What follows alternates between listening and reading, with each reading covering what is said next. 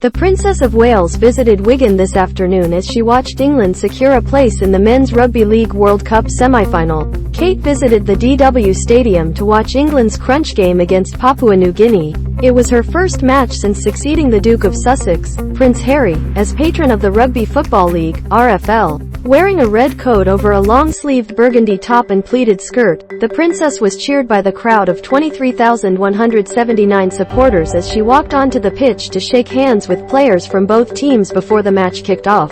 Read more. Gavin Williamson faces inquiry over abusive Queen's funeral messages. Kate, with an umbrella to cover her from the rain, clapped during a moment of non-silence held to mark the tournament's Movember Mental Fitness Match Day, with the aim of combating the damaging impact that silence can have upon men's mental well-being. She took a seat in the director's box to watch the game and was seen smiling and clapping as England got off to a successful start with an early try, going on to win the game 46-6. Meeting the women's team at halftime, Kate said, "I've loved watching the game. It's really exciting, it's so fast-paced. It's been really exciting, the atmosphere as well." Image. PA Wire, PA Images. She congratulated the women's team, who beat Canada at the stadium earlier in the day in their group stage game, and told them she would be watching their progress. The princess said, "It's amazing to see the women's game being played at the same time, alongside the men's game." She told player Jodie Cunningam, "I am so in awe of all of you. You're running day jobs as well as training,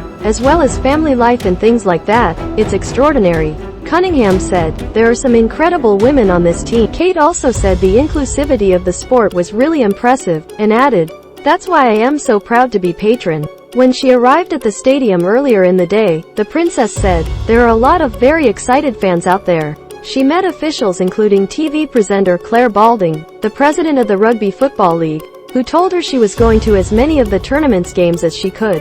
Kate also congratulated the England Physical Disability Rugby League, PDRL, team on winning the first PDRL World Cup after beating New Zealand in the final last Sunday. The princess asked members of the team about how they had prepared for the games and told them, "Really well done." She also spoke to representatives from groups who have played a part in the delivery of the Rugby League World Cup Social Impact Program.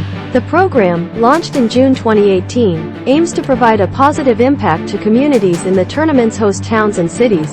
Volunteers presented the princess with gifts including soap, a signed shirt, artwork and some knitted hats. Kate told volunteer Susan Hill, who knitted the hats, "I tried knitting once and I was terrible at it, so I'll have to come for lessons." Ms. Hill replied, "It's easy when you know how." Ms. Hill also told the princess she was profoundly deaf but had been able to lip read what she said, adding, "Thank you." The draw for the World Cup was launched by Harry in January 2020, just over a week after he announced he wanted to step down with wife Meghan as a working royal for personal and financial freedom. There was an expectation he would attend the tournament hosted by England, but it was postponed for a year after Australia and New Zealand refused to take part, citing safety fears on the back of the pandemic.